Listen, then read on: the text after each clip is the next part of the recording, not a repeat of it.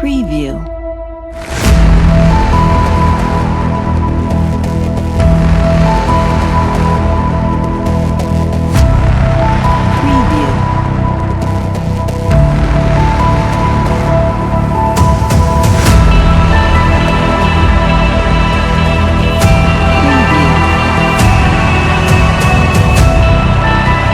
Buenos días, profesor. Soy la alumna Jesús Mora Leslie Rosalía y soy la encargada de iniciar con la exposición de este quinto laboratorio, titulado Oscilaciones de los circuitos RLC con multisim.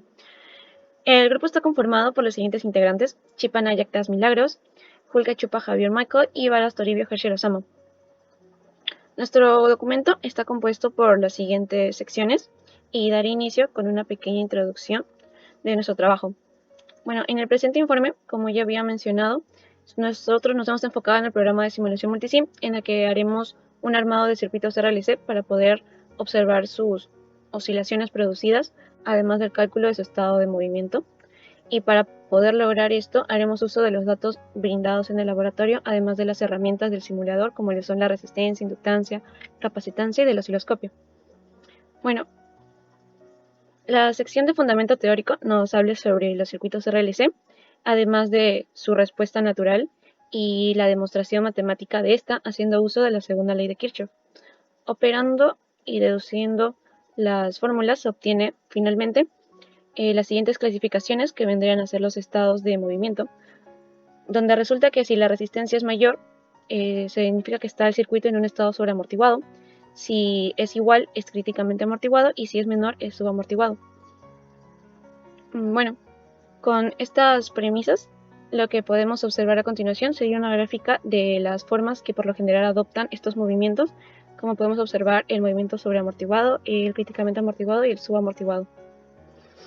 Nuestro documento también contiene una sección donde nos habla de los materiales, y aquí podemos ver herramientas del simulador multisim, como lo son el osciloscopio, el simulador de funciones o también el switch, las resistencias, inductores y capacitores. Bueno, continuando con la exposición, ahora nos enfocaremos en la sección de procedimiento, donde en primer lugar mostraremos el diagrama de flujo del experimento realizado, en el cual detallamos los pasos que hemos seguido a lo largo de este laboratorio número 5 para la realización del mismo.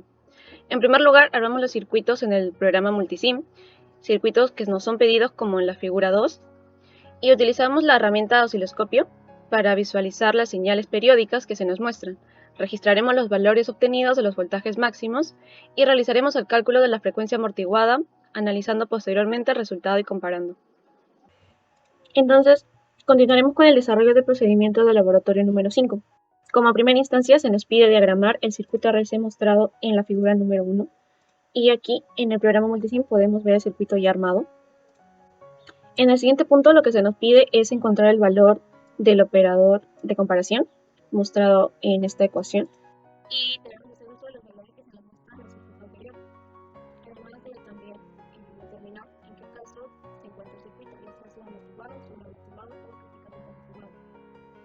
Entonces, para reemplazar los valores en esta fórmula mostrada, primero definimos cuáles son, y tenemos para la resistencia 100 ohmios, para la inductancia 1 Henry, y para la capacitancia tenemos 500 microfarads.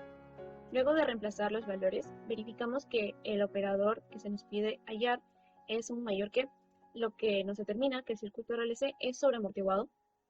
Y en la figura número 2 podemos observar lo que nos muestra el osciloscopio. Así pues, en el programa multisim también podemos observar los valores máximos de voltaje. Por ejemplo, el valor máximo en esta ocasión es 11,589 voltios y el valor mínimo es 179.965 milivoltios. Bueno, a continuación, en el siguiente punto, se nos pide realizar el mismo procedimiento, pero la única varianza es que la resistencia ya no es de 100 ohmios, sino de 90. Por tanto, esos son los valores que vamos a reemplazar en nuestra fórmula, y al reemplazarlo, lo que obtenemos o verificamos es un valor cercano al 90, que es 89.44, lo que nos indica que el circuito RLC es sobreamortiguado. Sin embargo, ya que es cercano, si asumiéramos la igualdad, el circuito RLC sería críticamente amortiguado. Y esta es la gráfica del osciloscopio que se nos muestra, al igual que en el programa multisim podemos observarlo, donde también podemos detallar acerca de los voltajes máximos y mínimos.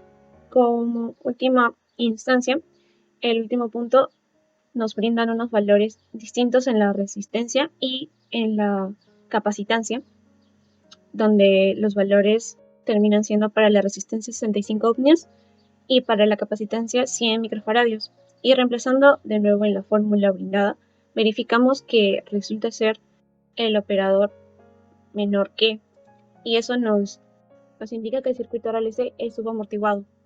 Y al ser subamortiguado, pues la gráfica nos muestra este tipo de forma. Y en el programa también podemos observar dicha forma, donde el voltaje máximo es de 12.465 voltios y el mínimo es de 1.244 milivoltios.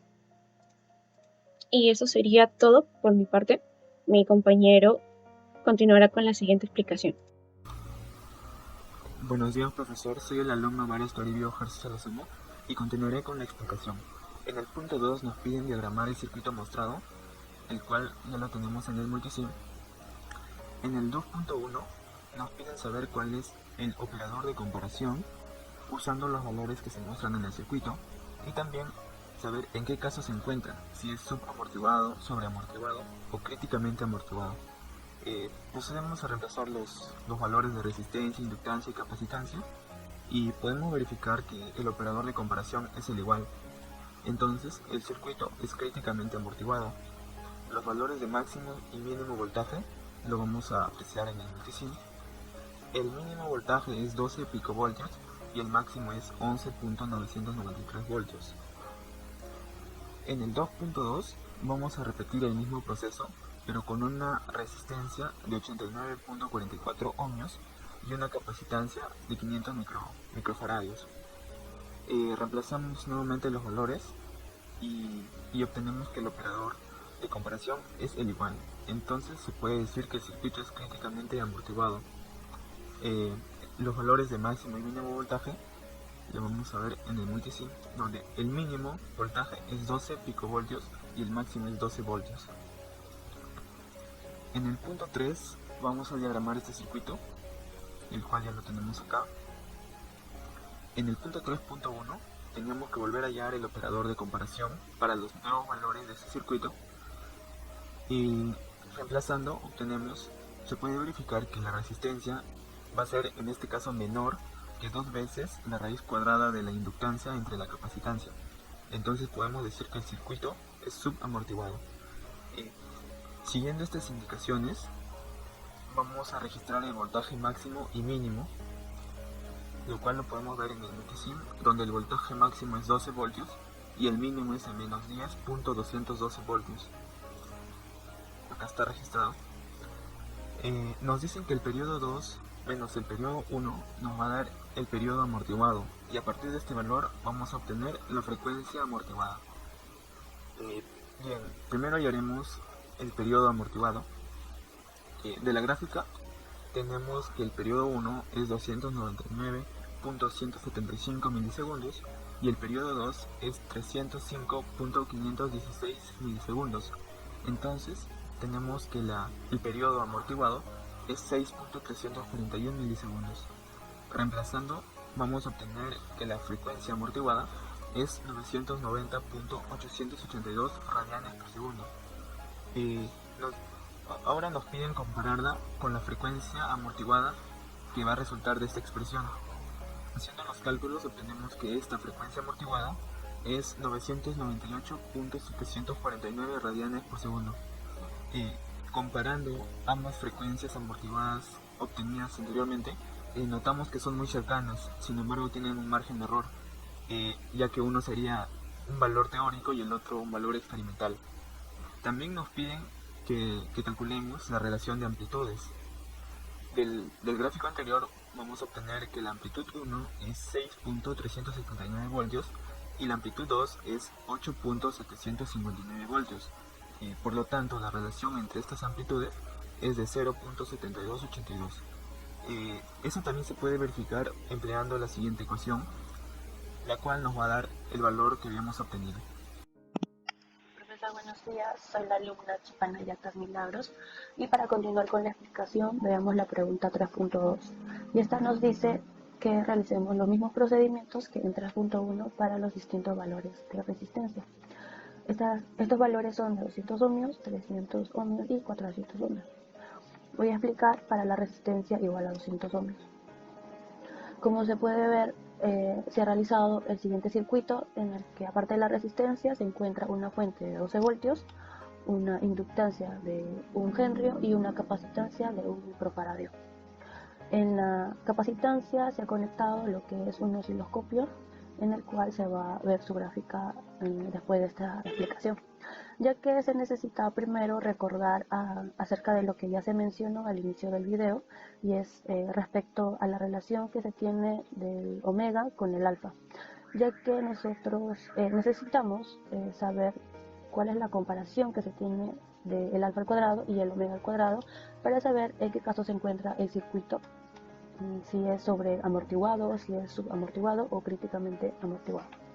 Entonces, continuando con nuestro circuito de resistencia igual a 200 ohmios y una inductancia de 1 henry, nuestra capacitancia de 1 microfaradio, podemos calcular el alfa al cuadrado y el omega al cuadrado.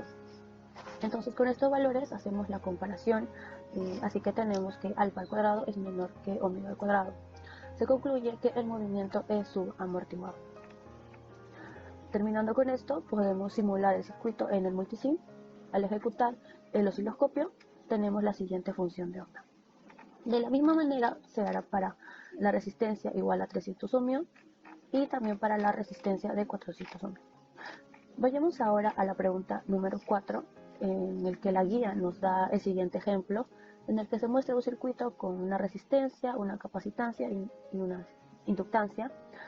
También se muestra un generador de fusiones y en la capacitancia se ha conectado un osciloscopio. En el generador de funciones, como se puede ver, se va a cambiar ciertos datos y se va a cambiar también la forma de la onda. Se registra todos los valores en el multisim y se ejecuta para obtener la siguiente función. Entonces, en la pregunta 4.1 nos dice que repita los pasos del punto 4 para los valores de las siguientes resistencias. Estas resistencias son de 300 ohmios, 350 ohmios y 400 ohmios. Se han desarrollado todos ellos, pero voy a explicar para la resistencia de 300 ohmios. Entonces se realiza el circuito, como se puede ver, tenemos la resistencia, tenemos la capacitancia de 1 microfaradio y la inductancia de 1 henry. En la capacitancia se ha conectado lo que es el osciloscopio y también tenemos nuestro generador de funciones. Como ya la guía nos lo ha mencionado, estos valores se han colocado en el simulador multisim y se ha procedido a ejecutar nuestro osciloscopio y este nos ha presentado la siguiente función de onda. Aquí se pueden apreciar los valores máximos y mínimos de amplitud. Entonces, de la misma manera se ha desarrollado para la resistencia de 350 ohmios y para la resistencia de 400 ohmios. Vayamos a nuestro cuestionario. La primera pregunta nos dice, para cada uno de los circuitos simulados, conecte el osciloscopio en los extremos de la resistencia y la inductancia. Contrástelo con el voltaje observado en el capacitor. Entonces, se ha tenido que escoger, se ha tenido que desarrollar con ciertos circuitos que ya se han visto al inicio del video, y voy a explicar uno de ellos, que en este caso es el de resistencia igual a 100 ohmios, de una fuente de 12 voltios, una inductancia de 1 henry y una capacitancia de 500 microfaradios. Como dice la pregunta, es que se tiene que conectar en la resistencia un osciloscopio, para la capacitancia también otro osciloscopio y para la inductancia también otro osciloscopio. Una vez conectado este circuito, se procede a ejecutar primero para la resistencia, que es de 100 ohmios, y se obtiene la siguiente función, como se puede apreciar en la imagen. También se puede ver lo que es la amplitud mínima y se continúa con lo que es para la inductancia de 1 henry. Se ejecuta en el simulador multisim y también se puede obtener la siguiente función. De la misma forma, para la capacitancia se procede a ejecutar y se obtiene la siguiente función, en el cual se puede calcular lo que es la amplitud. Buenos días, profesor. Soy el alumno Julka Chupa Javier Michael. Continuando con la exposición del cuestionario, el ejercicio número 2, Dice, resuelve cada uno de los circuitos y obtenga las expresiones de los voltajes en cada uno de los casos de las actividades 1, 2 y 3. Tenemos caso 1. Para el condensador de 500 microfarad, tenemos como los datos, que es resistencia 100 ohmios, un condensador de 500 microfarad, una inductancia 1 y una fuente de 12 voltios. La imagen procede ya simulada en el multisim, por lo que tendríamos un periodo de 183.860 milisegundos. Primero hallaremos la frecuencia, que es dos veces el pi sobre el periodo, por lo que tenemos una frecuencia de 34,152 Hz. Ahora hallaremos la reactancia capacitiva. La reactancia capacitiva es 1 sobre la frecuencia angular por la capacitancia, por lo que tendremos una reactancia capacitiva de 9,319 ohmios. Luego hallaremos una reactancia inductiva, por lo que la reactancia inductiva es igual a la frecuencia angular por la inductancia, por lo que obtenemos una reactancia inductiva de 214.608 ohmios. Según la ley de Ohm, tenemos la corriente que pasa en el circuito, que sería el voltaje sobre Z. En este caso Z se refiere a la impedancia. ¿Qué quiere decir? Que es la oposición total que ofrece al paso de la corriente. Esto quiere decir que el paso de la corriente que ocurre así como en el inductor, la resistencia y la bobina. Bueno, el capacitor. El Z o la impedancia está establecida en módulo como la raíz cuadrada de la resistencia al cuadrado más la reactancia inductiva menos la reactancia capacitiva elevado al cuadrado. ¿Por qué en sí sería una diferencia? Esto quiere decir que es una diferencia porque las reactancias se restan porque se producen efectos contrarios. Por lo que, reemplazando los valores, tenemos una corriente que pasa en el circuito como 0,05525 amperios. Luego ya la reactancia inductiva menos la reactancia capacitiva elevado al cuadrado. ¿Por qué en sí sería una diferencia? Esto quiere decir que es una diferencia porque las reactancias se restan porque se producen efectos contrarios. Por lo que, reemplazando los valores, tenemos una corriente que pasa en el circuito como 0,05525 amperios. Luego hallamos el voltaje del capacitor. El voltaje en el capacitor es la corriente que pasa por el circuito, así también con la inductancia capacitiva, que en el caso tenemos 0,0525 amperes por 9.319 ohmios. Tendríamos así el voltaje del capacitor 0.489 voltios. Ahora hallamos en el voltaje del inductor. El voltaje inductor es la corriente que da paso como la reactancia inductiva por la intensidad, como le dije, sería 0,0525 amperes por 214,608 ohms. Así obtenemos los voltajes en el capacitor y también obtenemos el voltaje del inductor. Así, nos basamos los mismos pasos en el caso 2. En este caso tendríamos un condensador de 1000 microfarad. Tenemos como datos una resistencia de 63,5 ohmios, una inductancia de 1 Hz y una fuente de 12 voltios en caso no se ha cambiado. La imagen, como le digo, viene simulada en multisim del osciloscopio, por lo que en este caso tenemos un periodo de 208.772 milisegundos. Primero hallamos la frecuencia, seguimos los mismos pasos. Tenemos una frecuencia de 30.095 Hz, tenemos una reactancia capacitiva de 5.288 ohmios y una reactancia inductiva que sería 214.608 ohmios. Reemplazamos los valores. Según la ley de Ohm sería la intensidad, corriente es el voltaje entre la impedancia, por lo que reemplazamos los valores y tenemos una corriente de 0,05400 amperes. Ahora hallamos el voltaje en el capacitor.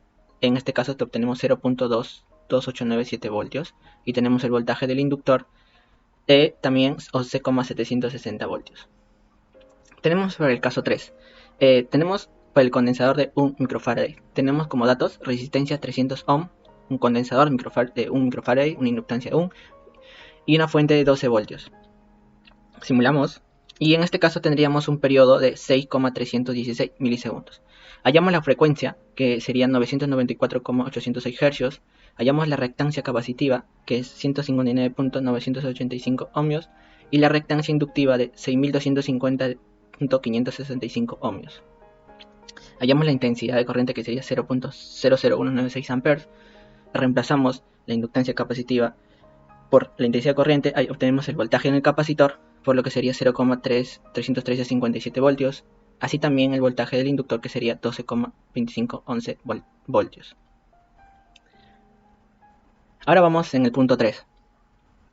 El punto 3 nos pide demostrar que la relación entre dos amplitudes máximas consecutivas es igual a la siguiente expresión. Amplitud 1 entre amplitud 2 es igual al número de Euler elevado al menos alfa por Tn. Por lo que significa, en este caso dice que donde 2 alfa es R entre L. De la relación de nuestro circuito, la carga en función del tiempo es igual a la carga máxima multiplicado por E a la menos alfa T coseno de W frecuencia angular por T. Punto 3. Demostrar la relación entre dos amplitudes máximas consecutivas es igual a la siguiente expresión. A sub 1 entre A sub 2 es igual a Euler menos alfa por T, donde 2 veces alfa es R entre L. Tomamos como cuenta primero la función de descarga de la carga en el capacitor, por lo que este sería igual a carga máxima por E al menos alfa T por el coseno de la frecuencia de resonancia por el tiempo. Tenemos como dato lo principal, alfa, que en este caso sería el factor de amortiguamiento, que sería la resistencia entre 2 veces la inductancia, y la frecuencia de resonancia tenemos 1 sobre raíz cuadrada de la inductancia por el capacitor. Tenemos la carga máxima por el capacitor por el voltaje. Y derivamos la carga en función del tiempo, si derivamos la carga que está en función del tiempo respecto al tiempo, obtenemos la intensidad de corriente en función del tiempo, por lo que tenemos en este caso. Ya, según la ley de Ohm, si multiplicamos la intensidad de corriente por la resistencia, obtenemos el voltaje en función del tiempo, por lo que sería menos carga máxima multiplicado por E menos alfa T por R, ahora cochetes alfa coseno de la frecuencia de resonancia por tiempo más frecuencia de resonancia por seno por T. Tomamos como valores uno de los ejemplos que tuvimos en los circuitos, para un circuito donde la resistencia es 100 ohmios, un capacitor de 1 microfarad y tenemos una inductancia en ohm. Reemplazamos. Tenemos potencial de T, que sería en este caso menos 12 por 10 a la menos 4, el primer punto. Si reemplazamos el potencial en T1, sería la máxima, el potencial máxima sería una amplitud máxima. Así también tendríamos menos 12 por 10 a la menos toda esta expresión. Ahora, reemplazamos el potencial en 2. El siguiente consecutivo también sería una amplitud máxima. Igual, menos 12 por 10 E2 por menos 50 la T2. Si dividimos ambas expresiones, se van las dos primeras. Entonces tenemos que amplitud 1 y amplitud 2 tenemos E a menos 50 T1 entre E elevado a la menos 50 T2. Bases iguales, los exponentes se restan. En este caso obtenemos E a la menos 50 T2 menos T1.